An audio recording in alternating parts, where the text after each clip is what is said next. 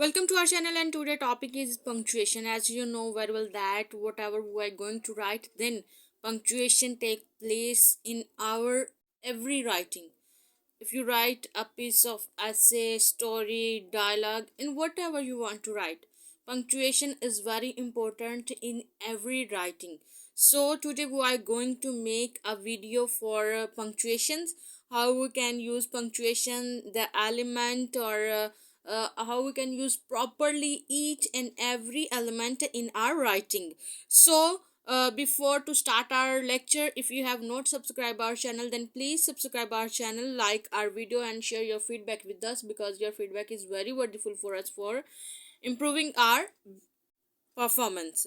Okay, let's start to the lecture. When you talk or write about something, it's just explanation importance of punctuation. When you talk or write, our object is to make other people understand what you means. Would depends on your ability to arrange the words in such a way as to show the correct relation between the various part of a sentence. When you talk to a person, you pause at their other times long. Your face undergoes changes. Sometimes it expresses wonder, sometimes it shows your seriousness, and sometimes you put a question to which you expect an answer. All these different emotions which you experience are expressed by facial expression. In your written compositions, you achieve the same purpose by the insert, stops, and comma and other points. Now, what about punctuations of a given passage? If you read a passage intelligently, you would be able to punctuate it correctly. The first thing which you must do with a passage given you for punctuations is that you should put full stop first, then take up the passage again and insert commas, semicolon, sign of interrogation, and sign of exclamation. Punctuation is derived from the Latin word punctum, which means a point. The following are principal stops and other marks in the common use. Okay जी, इस सारी writing passage में बताया गया है कि जब हम राइटिंग में अपने कुछ इमोशंस को डालते हैं, जिसमें क्वेश्चन भी हो सकता है, जिसमें हम थोड़ा सा पास लेते हैं, कुछ हम बता रहे हैं, इसमें वंडर भी हो सकता है, इसमें सीरियसनेस भी, समथिंग एल्स जो भी है, जब हम बोलते हुए बात ये करते हैं तो हमारे फेस से जाहिर हो जाता है कि हम किस तरह बात करते हैं। मीन्स फेस रीडिंग जो है वो हमारी मैटर करती है कि हम क्या किसी से कहते हैं। इसी तरह likewise in our writing जब हम करेंगे तो हमने बताना है अपनी राइटिंग के थ्रू कि हम अपनी राइटिंग में क्या कहना चाहते हैं। अब देखिए, हमारी राइटिंग में हमारी राइटिंग ही हमारा जो है वो फेस होगा।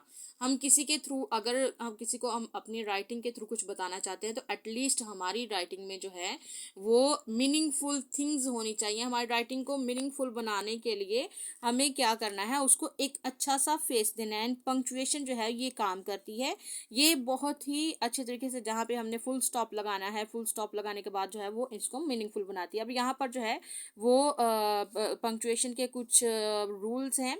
Full stops are period, semicolon, comma, colon, sign of interrogation, sign of exclamation, inverted commas are quotation mark, parenthesis।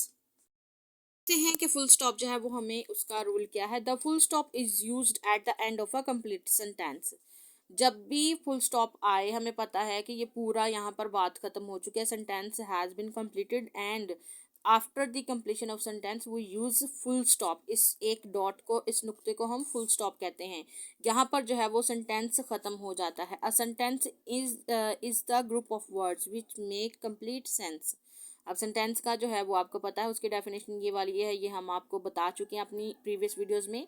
A full stop is not use after an interrogative और exclamatory sentence. अब full stop कहाँ पर use करना है, जहाँ पे complete हमारा sentence हो जाता है, लेकिन अगर तो हमारा सेंटेंस इंट्रोगेटिव है या एक्सक्लेमेटरी है तो इन दोनों का साइन जो है वो अलग अलग है।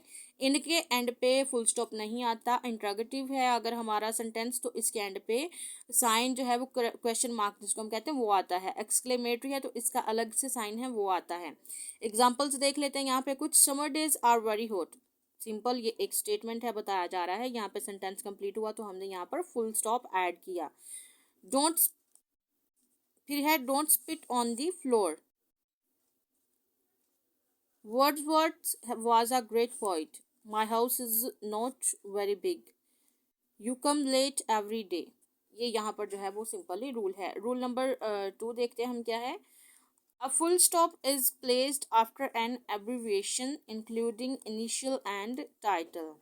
अब हम एक तो यूज़ करते हैं कहाँ पर फुल स्टॉप सेंटेंस के एंड पे। दूसरा, जब हम कोई एब्रीविएशन यूज़ कर रहे हैं तो उसके इंक्लूडिंग इनिशियल एंड टाइटल, तो हम एब्रीविएशन यूज़ करते हैं। एब्रीविएशन में फुल स्टॉप ऐड करते हैं। ये देखिए जैसे AD, ए के बाद भी ये इसका इनिशियल लेटर है, ठीक है, या इसके बाद भी हमने फुल स्टॉप ऐड किया।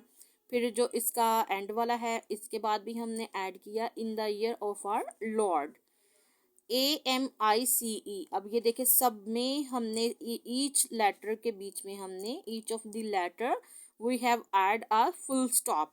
एब्रीविएशन है ना, तो एब्रीविएशन में हम क्या करेंगे, हर लेटर का जो, अब देखिए ये है associate member of institute of electric engineering. अब ये सारे वर्ड्स को जो है इसका पहला पहला इनिशियल वर्ड लेके, पहला पहला initial mean including initials and title. अब यहाँ पर पहला पहला इसका वर्ड लेके हमने यहाँ पर एक एब्रीविएशन टाइटल बनाया। लेकिन इसका रूल क्या है, इन सब के बीच में क्या है, फुल स्टॉप आएगा। BA bachelors of art, BC before Christ, before of control, British Columbia, battery commander. अब देखिए सब में जिसका भी हमने लिया, हमने उसका पहला इनिशियल लेटर लेने के बाद फुल स्टॉप का यूज़ किया। अब यहाँ पर जो है वो एक्सरसाइजेज हैं कुछ, वो मैं सॉल्व नहीं करने जा रही हूँ। एक क्लोज व्यू लेती हूँ ताकि आप क्या करें, आप इसको अच्छे तरीके से देखकर सॉल्व कर सकें, ठीक है। ये देखिए ये एक्सरसाइज है। हमने यहाँ पर देखना है कि हमारा सेंटेंस कहाँ पे कंप्लीट हो रहा है। कंप्लीट करने के बाद हम वहाँ पर फुल स्टॉप लगाएंगे और फुल स्टॉप लगाने के बाद जो हमारा नेक्स्ट सेंटेंस होता है उसका पहला लेटर हम कैपिटल लिखते हैं। अब ये कैपिटलाइजेशन जो है वो क्या करते हैं, the following word should begin with the capital letter the first word of every sentence. हमें पता है कि एवरी सेंटेंस जो हमारा स्टार्ट होगा उसका फर्स्ट लेटर जो होता है वो कैपिटल होता है। Example, she is not the rose but she lived near the rose. अब ये देखें ज़रा, the first word after every full stop, full stop के बाद जो फर्स्ट वर्ड होगा वो हम क्या करेंगे, कैपिटल लिखेंगे। Example, it is painful enough to discover that people are insincere. The first word after a question mark or an exclamation mark that occurs at the end of the complete sentence. If the question mark or the exclamation mark follows a word or a phrase, the next word requires no capital. अगर इस तरह का कोई word है जिसको question mark जो है वो रिक्वायर्ड है, या फिर कोई इस तरह की फ्रेज है जिसको एक्सक्लेमेशन साइन रिक्वायर्ड है, तो उसके बाद का जो भी वर्ड आएगा वो हम कैपिटल नहीं लिखेंगे। How delightful is it is to be back again. It seems only a few months since I left. That action is not so easily explained. अब देखिए यहाँ पर एक्सक्लेमेशन साइन है, लेकिन उसके बाद का जो इमीडिएट जो वर्ड है उसका फर्स्ट लेटर हमने बड़ा नहीं लिखा है, कैपिटल नहीं लिखा है। The first word of a direct quotation. Okay, अब यहाँ पर कुछ एग्जाम्पल हैं ये कैपिटलाइजेशन के हिसाब से। आप याद रखें कि कैपिटलाइजेशन हम कहाँ लिखेंगे, जब हमारा सेंटेंस कंप्लीट हो रहा है, फुल स्टॉप है, तो उससे अगला वर्ड जो होगा वो हम कैपिटल लिखेंगे। लेकिन जहाँ पर जो है वो एक्सक्लेमेटरी साइन है या फिर इंट्रोगेटिव साइन है, हम उसके आगे जो है वो क्वेश्चन मार्क या साइन के बाद हम फौरन जो है वो अपना वर्ड कैपिटल नहीं लिखेंगे। हम देखते हैं कॉमा। पहला मैंने आपको दिखाया फुल स्टॉप, फिर आफ्टर दैट कैपिटलाइजेशन जो है वो पंक्चुएशन में हम ऐड नहीं करते, लेकिन ये एक रूल है जब आप राइटिंग में अप्लाई करते हैं, ठीक है। कॉमा देखते हैं हम कहाँ लगाते हैं। The comma is the most frequently used of all stops. Comma जो है वो जितना भी हम जहाँ पर फ्रीक्वेंटली हम स्टॉप लेना चाहते हैं अपनी बात के बाद, तो वो कॉमा हम इस्तेमाल करते हैं। इट डिनोट द शॉर्टेस्ट पाज इट इन अ सेंटेंस।